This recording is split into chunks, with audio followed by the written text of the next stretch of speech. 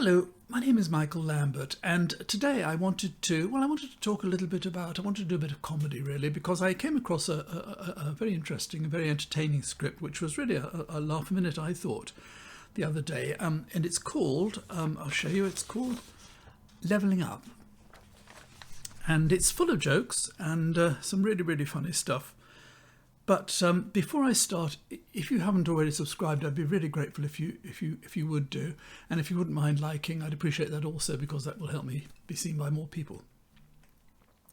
Now, before I get into the levelling up document, something else caught my eye a couple of days ago, and it was a tweet by Penny Mordaunt, the Trade Secretary or Minister for Trade Policy. Yeah. She tweeted something. It was an extract from an article that had been in City AM, which is a London sort of city paper. And it was an article about an organisation which has been set up by Liam Fox. Now, Liam Fox was the Trade Secretary just after Brexit under Theresa May. And he was the one who said that getting a free trade agreement with the EU would be the easiest deal in human history. That's the deal that we're still negotiating and likely to be negotiating for quite a long time yet. Now, Liam Fox has set up an organisation called the Global Britain Commission. And I think this is a bit like Rees-Mogg, the Minister for Finding Fairies, who has now been put in charge of finding opportunities for Brexit. That's a sort of follow-on from Lord Gormless's idea of, or he was advertising at one time to get someone to look for opportunities from Brexit, and I don't think he found anybody, because I don't think anybody could find any opportunities. But anyway, Rees-Mogg is now doing it, as I say, as Minister for Finding Fairies. Now, the Global Britain Commission, Liam Fox's organisation, is obviously quite a clever organisation, because they've really looked into things, and they've come up with a really clever idea of how we become really rich and successful. I mean, it's really very, very clear. At the moment in this country, we produce, in terms of exports per capita, that's per person, 8,600 approximately per year, £8,600 per year. In Germany, they produce almost twice as much, 15,600 and odd pounds per person. In other words, they're very much more, twice as productive as we are. And Liam's come up with this plan where he says supercharging UK exports, supercharging them. I don't quite know how you supercharge exports, but anyway, supercharging UK exports may result in another 500 billion per year. Now, our exports at the moment are 605 billion a year, goods and services. With Liam's plan, we could actually increase that, almost double it, 500 billion. And the way we can do this is increasing our per capita output to match Germany's. In other words, if we can, without taking on any more people, if we could just double the amount of goods and services we're producing, we'll be as successful as Germany. So that's a clever plan. I don't know why nobody's ever thought of that. I mean, it's like, for example, Tesco. If Tesco were able to double their turnover and not take on any more staff, they'd obviously be very profitable. I don't think they've thought of that. I don't know why they don't do it. But anyway, that's Liam's plan. He does also say, as a matter of interest, showing how they've gone into the detail, he says their research shows that for every extra £1 million of export, you could create another 11.6 new jobs. We don't need new jobs because we're going to double our just at an increase in productivity, we're going to double our output. But anyway, for every £1 million of extra exports, you could create 11.6 new jobs. Now, 11.6 new jobs at 30,000 a year, say, is about £348,000 a year. So for every extra £1 million of trade we're going to do, we're going to pay £348,000 in wages. I should have thought that would take quite a big chunk of the profit when you add £1 million worth of sales. Anyway, They then go on, because they've obviously gone into this. The government should focus more on boosting exports, thereby forging close trade ties with emerging markets around the world, such as Indonesia, Vietnam, Mexico, and South Africa. So all these firms that have been supplying customers in Europe for the last God knows how many years, whole networks of customers who we can no longer supply. I, for example, had a firm, hundreds of customers all over Europe, completely finished because of the new bureaucracy, which our customers will not stand for. Customers who are buying small quantities all the time, but very frequently. That's all gone. So now what I'm supposed to do, and other people like me, to go off to Vietnam and Mexico and South Africa and Indonesia and look for some new customers, sell them something different. I don't know what I'm going to sell them. And I think there is a slight flaw in this plan, which I don't think little Liam's thought of, and that is that all these countries are so well supplied by China now that we would be going in from afar, geographically far, far away, without any experience of the markets, trying to sell products in competition with China. I mean, yeah, okay, if you've got 50 years to do that, that's fine. You might make some progress. But it is absolutely ridiculous. This idea, this naive, ridiculous, stupid idea that you get rid of dealing with the EU and then you go find customers somewhere else. It takes years to build up a network of customers. I mean, that is the value of a business. It's the customers. You start off with one customer, then maybe two customers, then you get a few more, and you build up and build up. You don't make any money for years, and then suddenly you start making a little bit of money, you get a nice network, you've got a business. That's all gone. Oh, start again. All over the world. These are the opportunities of Brexit.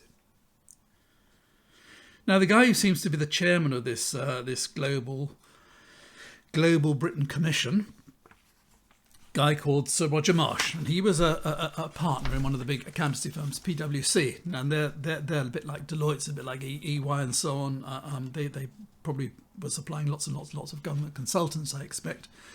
And he's been with this firm for years, I've no doubt, and he was probably I think he's retired now, but he's probably earning many hundreds of £1,000s a year when he finished. And his view is this, because he's an expert. Since leaving the EU, Britain has been free to pursue trade deals without curbs. True, we have. I mean, all last year we were pursuing trade deals all over the world. In the end, we got one. Not a very good one, in fact, a thoroughly lousy one. It'll benefit Australia far more than it'll benefit us. It'll damage our farming. So we got a deal. Yep, he's right. We are free to do this all over the world. We can do it. We've been trying all over the world. So far, we've got one. And that's what Sir Roger thinks is the ultimate prize for global Britain. Then he goes on to say, candidly, all of this is about progressively eradicating poverty and deprivation. The prize is all about better lives for all, better health outcomes, better life expectancy, and this is the fuel. Not sure what fuel he's talking about. Maybe he's just got his gas bill. And then little Liam says, what is abundantly clear is that the right focus on a truly global Britain can reap huge economic benefits for everyone in the UK. Well done, Liam. Incidentally, the House of Commons Public Accounts Committee issued a report last week on Brexit so far after a year. And they concluded there were no discernible benefits whatsoever. And there were huge disadvantages as a result of new barriers to trade and particularly red tape and bureaucracy. So as far as they're concerned, it's completely and utterly negative. Now, let me just talk about levelling up. First you dumb down, then you level up.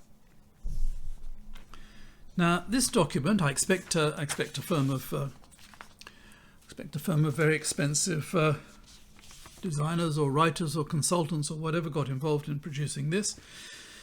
But I think what happened to begin was that the government has said, look, we got all these people we got from these red wall seats, these people who must somehow keep their people cap happy. So we'll come up with some ideas for how to make their lives wonderful and level them up with the southeast. Make living in Rochdale just like living in Knightsbridge. And so they obviously got together some sort of a brainstorming group.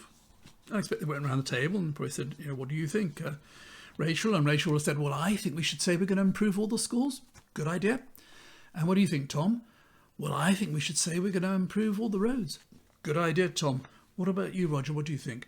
Oh, I think we should say we're going to do up the city centres. Good one, yep. And what about you, Mohammed? What do you think? Well, why don't we say we're going to make it so people live longer? Very good, excellent. We put all that down. Right, okay, we've got all these now. Let's pad it out about with 20 pages of garbage. That should do the trick. And people are so stupid, they believed take back control, they believed get Brexit done, they believe build back better, so they'll believe levelling up, they'll fall for it all, don't worry. And so they went about writing this garbage.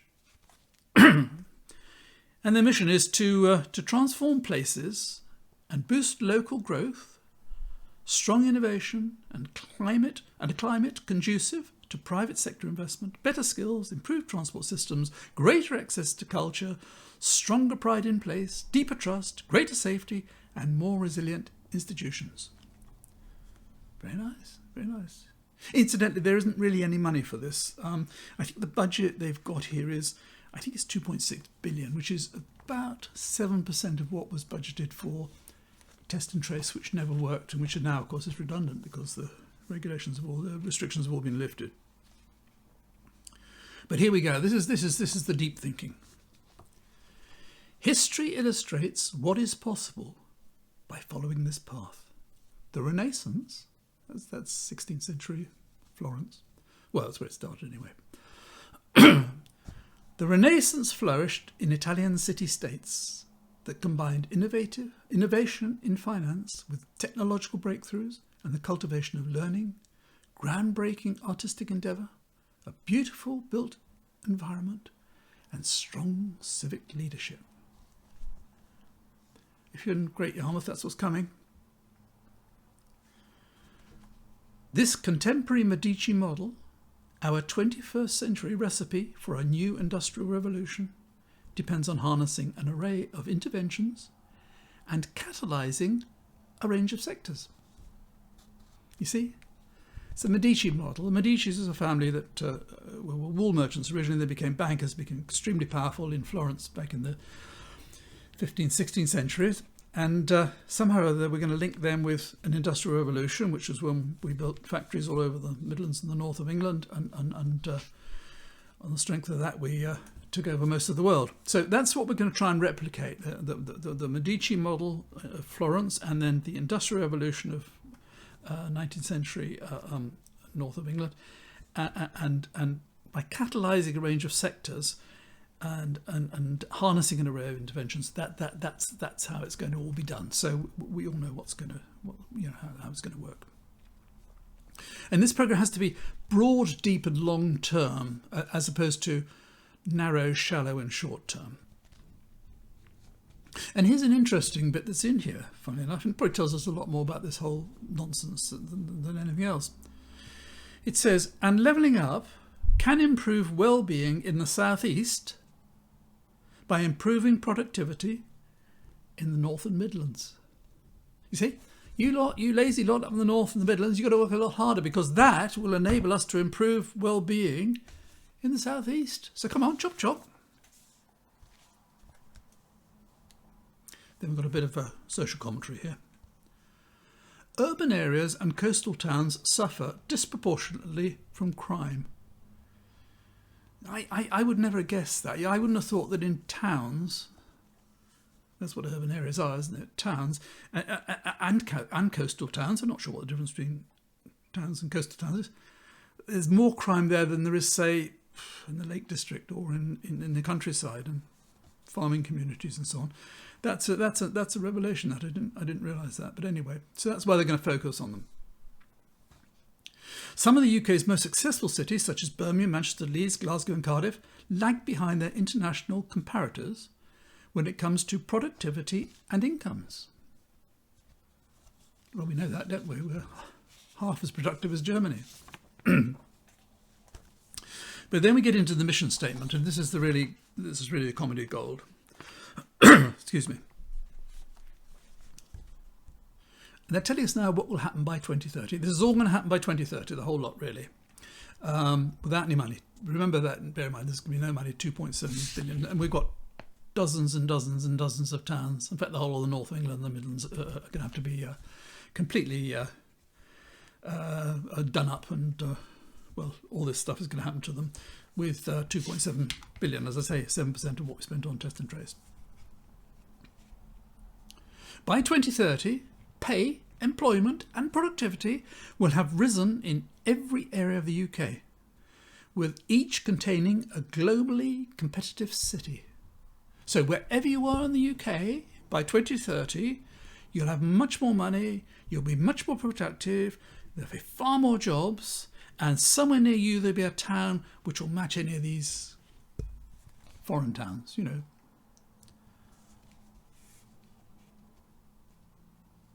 By 2030, local public transport connectivity across the country will be significantly closer to the standards of London, with improved services, simpler fares and integrated ticketing. That's nice, isn't it?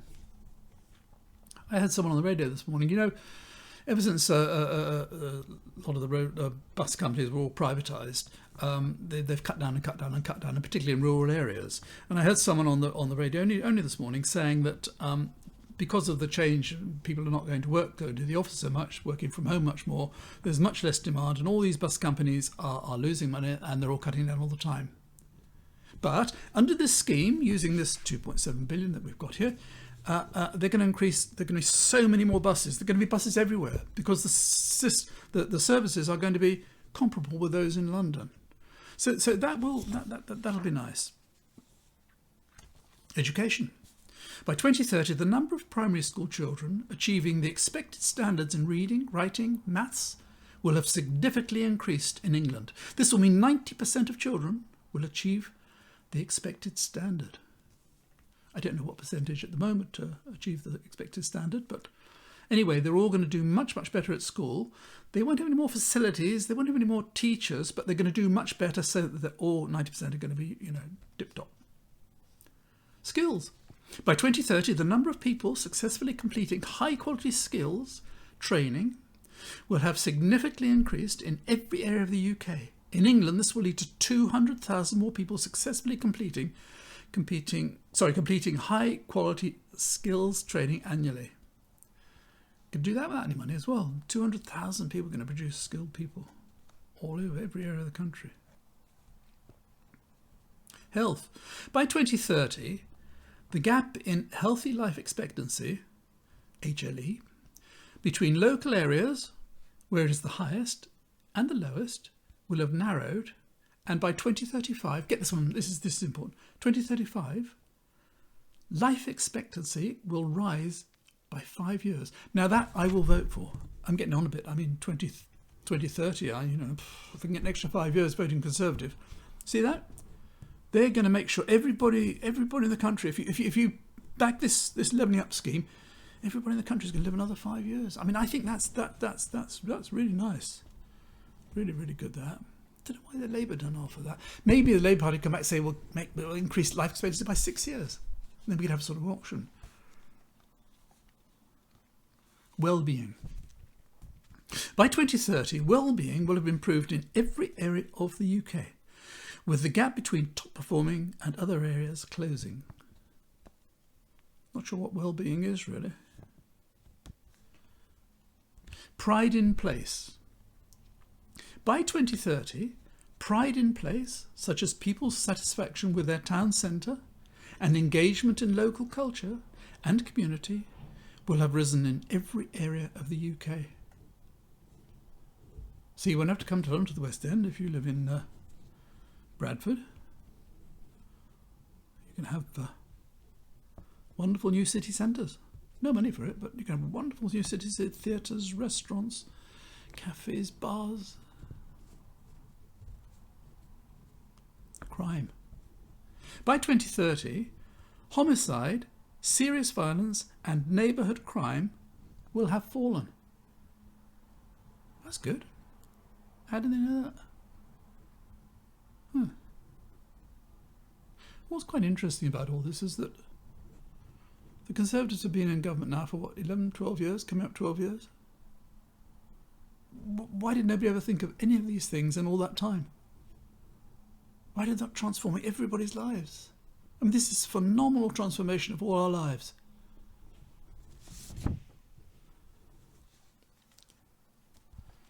Then it says the geographical allocation of funding and simplification of local growth funding will mean running levelling up through central government decision making as a golden thread for which departments are held accountable. So I think if you're up in Accrington and you want to put some new lampposts in the town centre, I think you have to get hold of somebody in an office in Whitehall, and then using the golden thread, they'll tell you whether you can do it or not, because it all has to go through central government. You're not going to have any very much say in what happens. The UK government wants to ensure that pay, employment and productivity have risen in every area of the UK. I mean, they could just double everybody's pay tomorrow, couldn't they? I mean, that would do it in a stroke. I don't know if we thought of that. Because we're going for a high-skill, high-wage labour market. Outside the EU, the UK is putting competitive advantage in science and technology at the heart of a new economic model.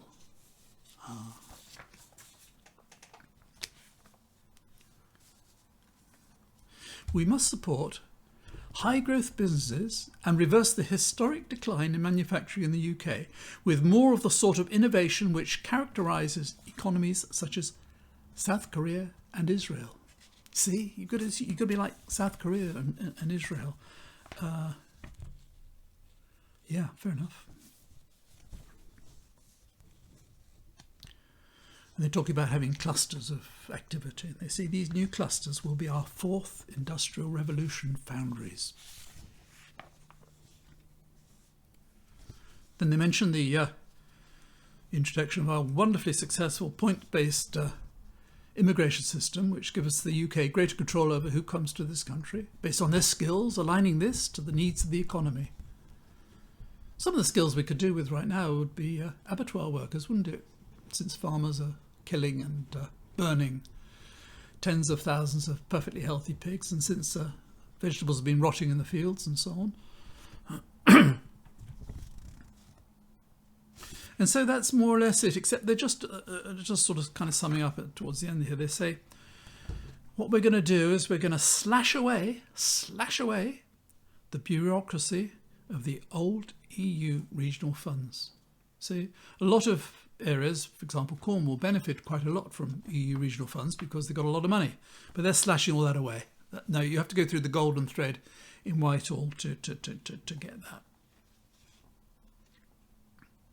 And then this is a little bit of a summary as to how it's actually going to work. These new developments, amongst others, will be supported by an office for place. Office for place. They'll have a new office in central London somewhere. Office for place, and have a a whole load of civil servants and lots of consultants, I expect. And that office for place in Whitehall, when they're looking at redevelopments in Burnley and Halifax and Accrington and Skegness or wherever you want to be, they will pioneer design and beauty, promoting better architectural aesthetics. So if you want to, do something in your town, you'll have to go to the office for place, I expect, to ask if the youngsters down there, probably just half of them just out of university, ask them if what you're wanting to do is acceptable. You don't get any money anyway, so it doesn't really matter. And this is to ensure that they enhance existing settlements, gladden the eye and lift the heart. See, it's all about gladdening the eye and lifting the heart. This is such an insult to anyone's intelligence, the idea that anybody should write such utter rubbish and put it out, and that Michael Gove should go to Parliament and actually promote this sort of utter rubbish without any money. It's just so insulting. Yeah, we are being treated with absolute contempt by this government. And let me just finish by telling you what the National Audit Office said about this garbage. They said that they do not usually drive significant growth. The Department of Levelling Up Housing and Communities has not consistently applied knowledge and key policy principles.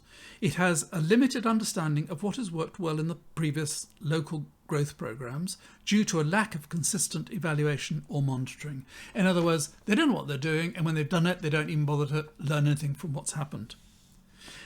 At best, this is rather crucial, I think, at best, the government's allocation of levelling up funds appears to be slapdash. At worst, it's an example of pork barrel politics with cash funneled towards marginal and conservative-held constituencies.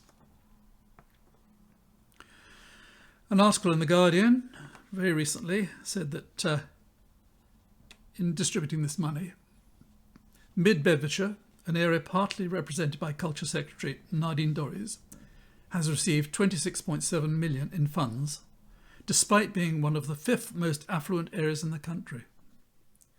Likewise, the constituency represented by Health and Social Care Secretary Sajid Javid will receive £15 million despite being one of the wealthiest areas in England. As I say, they're just making fools of us, and people will listen to this and they'll say, oh, look what they're doing, they're levelling up, and they'll pick one or two places where they've got a marginal seat and they'll spend a little bit of money on something that's very, very prominent and very difficult to miss, and say, look what we're doing. People will say, yes, they are trying. It's all happening. There is a fundamental problem in this country in that London is such a big centre, such a powerful centre, and of course it's absolutely full of money, particularly a lot of dirty money, which I'm going to talk about in a video shortly. So much dirty money in London that prices of property and everything that goes with an inflow of dirty money and foreigners, that is estate agents, lawyers, accountants, anything that these people need is there in London. So you get the best restaurants, you get the best shops, you get the best of everything. But to start talking about levelling up the rest of the country is going down and down and down, principally because of Brexit right now. And of course the pandemic is something which nobody had any control over. But the country's in a terrible state. We are not very productive, half as productive as Germany. And this is education. And as far as doing up city centres, I mean, if you travel around the country, you go to some of these cities, they are so depressing. They are full of empty shops and graffiti and people sleeping rough. They're just terrible. But for civil servants to be trying to sort this out, even if they were trying to, they're not trying to. They're saying that's what they would like to do. They haven't got a clue, really. I mean, there are ways of improving city centres. There are ways of making them more attractive and bringing back people into the city centres. So there are whole things you could do, but it's going to take a lot of imagination, and this sort of insult to all of us, this garbage they're writing, pretending that they're going to do something it's just outrageous. But anyway, if you watch this far, thank you very much indeed. And if you approve of what I say, I'd be grateful if you would like and subscribe if you haven't. And until next time, bye for now.